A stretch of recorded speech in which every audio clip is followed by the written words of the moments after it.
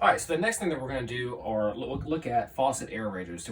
That actually helps people save water. An aerator is exactly what it sounds like. It's going to be injecting air into the water so that it increases the surface area of the water, makes it feel like there's more water coming out even though we're actually using a lot less.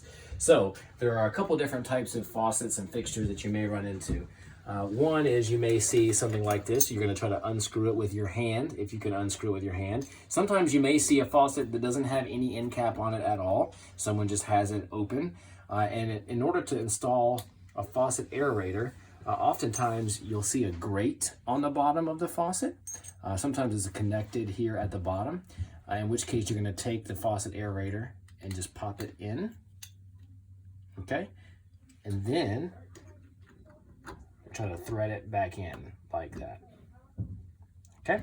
And you want to do it tight with your hand. Now, if you can't get it undone, there are a couple things you can do. Number one is inside of your kit where you have your different aerators, there is a wrench that comes with it. You can try to use that wrench in order to get this particular aerator off. Now, in our case, the wrench didn't work because ours was too big, and that's all right because we have the Southern solution to that problem, and that's duct tape. All right, so in order to fix this problem, all we gotta do is get a little duct tape. Let me put this back on so I can demonstrate.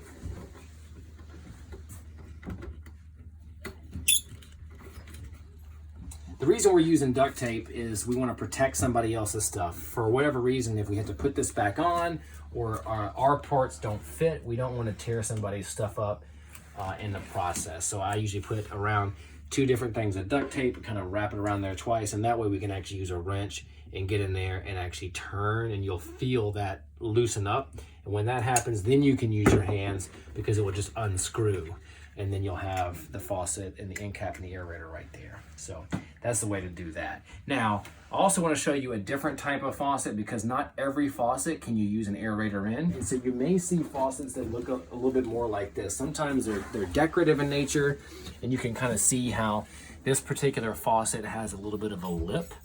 It was made to be that way. And so oftentimes you can still unscrew it and it will come out. But you'll notice that this is actually on the inside of the faucet as opposed to the other one that we looked at earlier that was on the outside of the faucet.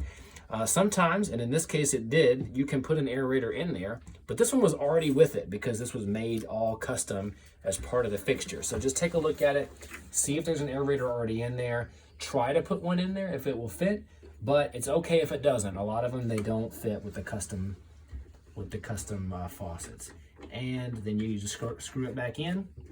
In both cases, just try to use your hand. Don't use the wrench to over tighten it and break your seal.